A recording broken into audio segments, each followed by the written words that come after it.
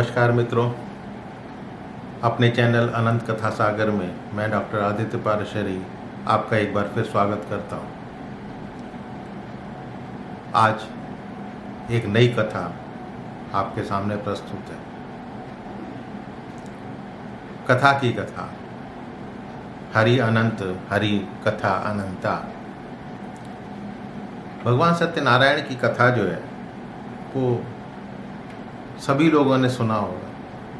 किसी न किसी के घर में सत्यनारायण की कथा होती ही रहती है, लेकिन किसी ने ये जानने की कोशिश नहीं करी कि ये सत्यनारायण की कथा पुराणों से आम जनता की भाषा में आम जन तक पहुंचाने योग्य इसको किसने बनाया, कौन था जिसने इसका अनुवाद करा था प्रथम बार। और सत्यनारायण की कथा आई किस पुराण से है। तो मित्रों, आपको बताना चाहूंगा कि सत्यनारायण की कथा स्कंद पुराण में वर्णित है और आज से 200-250 साल पहले इसको कोई जानता भी नहीं था।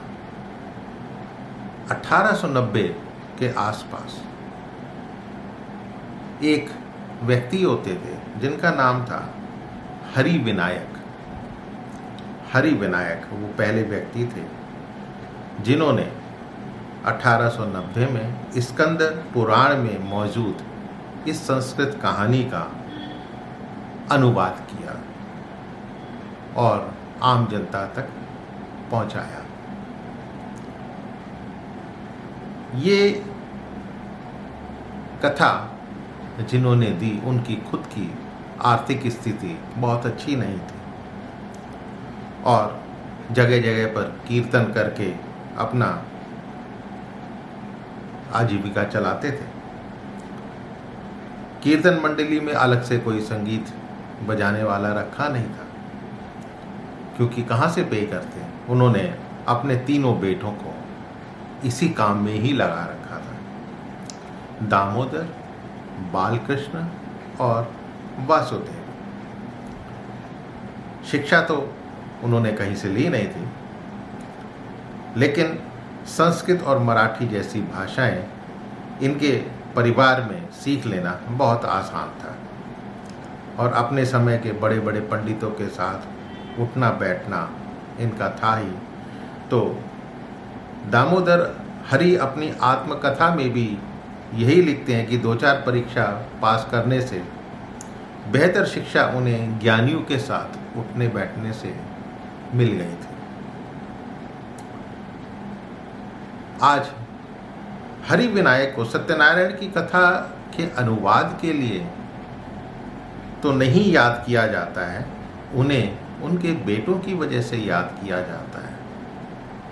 आपको आश्चर्य हो रहा होगा कि बेटों की वजह से बेटों ने क्या करा था, और उनके बेटों की कथा भी या बेटों की कहानी जो है उसके बारे में बहुत कम लोगों को पता है, क्योंकि इतिहास में इन चीज़ों को आगे कभी आने ही नहीं दिया गया।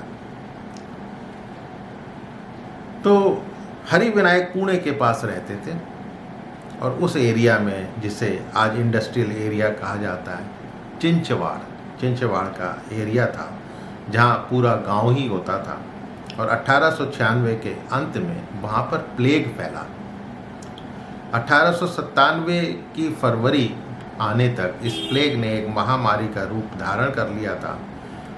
ब्यूबोनिक प्लेग से जितनी मौतें होती हैं पुणे के उस प्लेग में, उससे दुगनी दर से मौतें हो रही थी। तब तक भारत के अंतिम बड़े स्वतंत्रता संग्राम को 40 साल हो चुके थे। 1857 के बाद 40 साल हो चुके थे और फिरंगियों ने पूरे भारत पर अपना शिकंजा कस रखा था।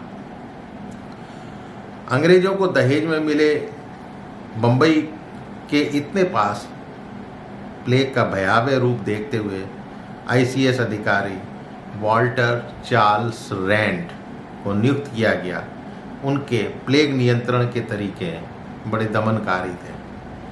उनके साथ फौजी अफसर घरों में जबरन घुसकर लोगों में प्लेग के लक्षण ढूंढते, उन्हें अलग अलग कैंप में ले जाते और इस काम के लिए वो घरों में घुसकर औरतें और मर्द सभी को नंगा करके जांच करते। तीनों भाइयों को साफ समझ में आ रहा था कि महिलाओं के साथ होते इस दुर्व्यवहार के लिए वॉल्टर रैंड ही जिम्मेदार हैं। तो उन्होंने देशवासियों के साथ हो रहे इस दमन के विरोध में वॉल्टर रैंड का वध करने की ठान ली। कुछ समय बाद 22 जून 1897 को रानी विक्टोरिया के राज्याभिषेक की डायमंड जुबली मनाई जानी थी। दामोदर, बालकृष्ण और वासुदेव ने इसी दिन वॉल्टर रैंड का वध करने की ठानी। हर एक भाई एक तलवार, एक बंदूक और पिस्तौल से लैस होकर निकला। आज जिसे सेनापति बापत मार्ग कहा जाता है पुणे के पास, वो वहीं वॉल्टर रैंड का इंतजार करने वाले थे, मगर ढकी हुई सवारी की वजह से जाते वक्त वॉल्टर रैंड को वो पकड़ नहीं पाए, पहचान नहीं पाए। लिहाजा अपने हथियार छुपाकर दामोदर हरि ने लौटते वक्त वॉल्टर रैंड का इंतज़ार किया। जैसे ही वॉल्टर रैंड रवाना हुआ, दामोदर हरि उसकी सवारी के पीछे दौड़े और चिल्लाकर अपने भाइयों से कहा, गुंडिया आला रे, गुंडिया आला रे। सवारी का पर्दा खींचकर दामोदर हरि ने गोली दाग दी। उसके ठीक पीछे की सवारी में आर्ग्रेस्ट नाम का वॉल्टर का ही फौजी एस्कॉर्ट था। बालकृष्ण हरि ने उसके सिर में गोली मार दी, जिससे उसकी फौरन मौत हो गई। वॉल्टर रैंड फौरन नहीं मरा, उसे सूसन हॉस्पिटल, उस समय भी होता था, सूसन हॉस्पिटल ले जाया गया और 3 जुलाई 1897 में उसकी मौत हो गई। इस घटना की गवाही द्रविड़ बंधुओं ने दी थी और उनकी पहचान पर दामोदर हरि गिरफ्तार हुए और उन्हें 18 अप्रैल 1898 को फांसी दे दी गई। बालकृष्ण हरि भागने में कामयाब तो हो गए, मगर जनवरी 1899 को किसी साथी की गद्दारी की वजह से पकड़े गए। बालकृष्ण हरि को 12 मई 1899 को फांसी दे दी गई। भाई के खिलाफ गवाही देने वाले द्रविड़ बंधुओं का वासुदेव हरि ने वध कर दिया। उनको पता लग गया था किसने गवाही दी। अपने साथियों महादेव विनायक रानाडे और खांडो विष्णु साठे के साथ उन्होंने उसी शाम फरवरी 1899 को पुलिस के चीफ कांस्टेबल रामा पांडु को भी मारने की कोशिश की, मगर पकड़े गए। वासुदेव हरि को 8 मई 1899 को और महादेव रानाडे को 10 मई 1899 को फांसी दे गई। खांडो विष्णु साठे उस वक्त नाबालिग थे, इसलिए उन्हें 10 साल कैदे बामुशक्कत सजा सुनाई गई।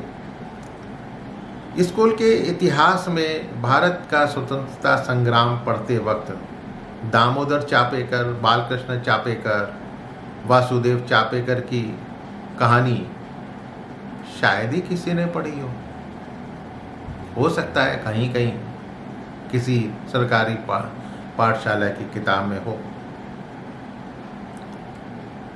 तो ये कहानी थी उन चापेकर बंधुओं की, जो 1857 के तो स्वतंत्रता सेनानी नहीं थे, लेकिन भारत के स्वतंत्रता संग्राम को अहिंसक साबित करने की जिद में शायद इनका नाम किताबों में शामिल करना उपन्यासकारों को या इतिहासकारों को जरूरी नहीं समझा।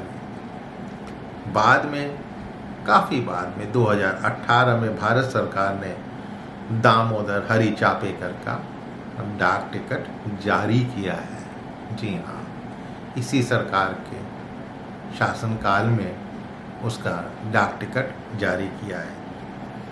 तो बंधुओं,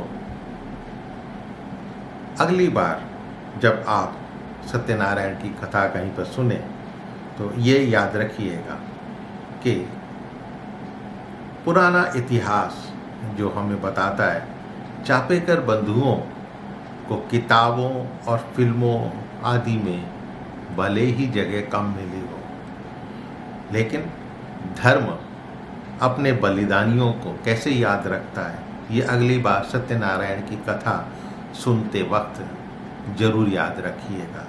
धर्म है तो राष्ट्र भी है, याद रखिएगा। धर्म है तो राष्ट्र भी है। तो ये गाथा थी चापेकर बंधुओं की और चापेकर बंधुओं के पिताश्री की, जिनकी वजह से सत्यनारायण की कथा आज भी घर घर में गाई जाती है, पढ़ा जाता है, सुना जाता है। तो मित्रों, उम्मीद है कि आपको ये कथा, ये नई जानकारी पसंद आई होगी, और यदि पसंद आई हो तो इसको अपने इष्ट मित्रों से शेयर करना मत भूलिएगा और मेरा चैनल सब्सक्राइब जरूर कीजिएगा। हाँ, कमेंट बॉक्स में आप कमेंट यदि देंगे, क्या आपको कैसा लगा कहानी सुनकर, या आप क्या सुनना चाहते हैं, तो मुझे अच्छा लगेगा। फिर मिलता हूँ किसी नए किस्से, कथा, कहानी के साथ, किसी नई चर्चा के साथ। तब तक के लिए आपसे विदा चाहता हूँ। नमस्कार।